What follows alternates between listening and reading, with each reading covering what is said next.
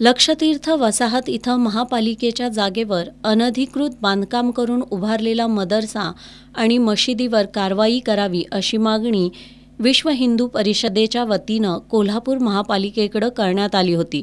त्यानुसार महापालिकेनं या मदरसा आणि मस्जिदीशी संबंधितांना नोटीस पाठवून ही अतिक्रमित बांधकामं काढायला सांगितली होती। मात्र मदरसा आणि मस्जिदीच्या विश्वस्तांकडून याकडे दुर्लक्ष करण्यात आलं।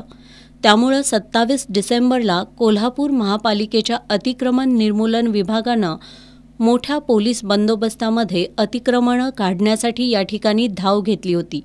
ही अतिक्रमणं काढायला सुरुवात केल्यानंतर स्थानिकांनी ही बांधकामं गुंठेवारी पद्धतीनं करण्यात आली असून त्याच्या पुढील कार्यवाहीचा प्रस्ताव प्रशासनाकडे पाठवण्यात आलाय, असं अतिक्रमण विरोधी पथकाला सांगत मदरसा आणि मस्जिद बंद ठेवण्यात येईल असं लेखी आश्वासन देण्यात आल्यानंतर कारवाई थांबवण्यात आली होती। कारवाई न केल्याबद्दल हिंदुत्ववादी संघटनांनी महापालिकेच्या प्रशासक के मंजुलक्ष्मी यांच्यासह अधिकाऱ्यांसमोर मोठा गोंधळ घातला होता। दरम्यान मदरसा विश्वस्तांनी या कारवाईला स्थगिती मिळावी यासाठी न्यायालयात धाव घेतली होती। मात्र न्यायालयानं ही मागणी फेटाळली होती। महापालिकेनं न्यायालयात कॅव्हिएट दाखल केलं होतं। त्यानुसार आज सकाळी महापालिकेचे शहर अभियंता हर्षजित घाटगे यांच्यासह नगररचना विभाग आणि अतिक्रमण विरोधी पथक मोठ्या पोलीस बंदोबस्तात अनधिकृत बांधकामावर कारवाईसाठी दाखल झालं होतं।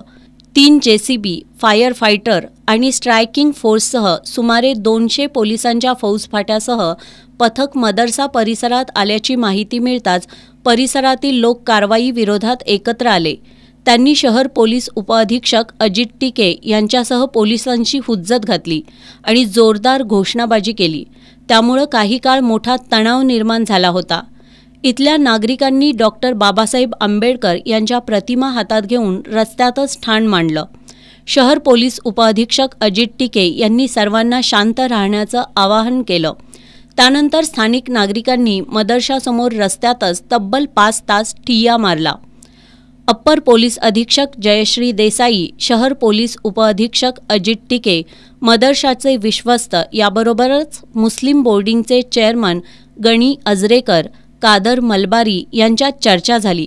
त्यानंतर अजरेकर आणि मलबारी यांनी नागरिकांना आपापल्या घरी जाण्याचं आवाहन केलं। तसंच या प्रकरणी जिल्हाधिकाऱ्यांसोबत सर्वांची बैठक घेऊनच निर्णय घ्यावा असं त्यांनी सांगितलं। त्यानंतर या ठिकाणी उभे केलेले 3 JCB दुपारी 12:30च्या सुमारास बाजूला नेण्यात आले। दुपारी मदरशाचे प्रमुख लोक, महापालिकेचे अधिकारी आणि पोलीस अधिकारी जिल्हाधिकारी कार्यालयात बैठकीसाठी गेले, पण या ठिकाणी पोलीस बंदोबस्त कायम ठेवण्यात आला होता।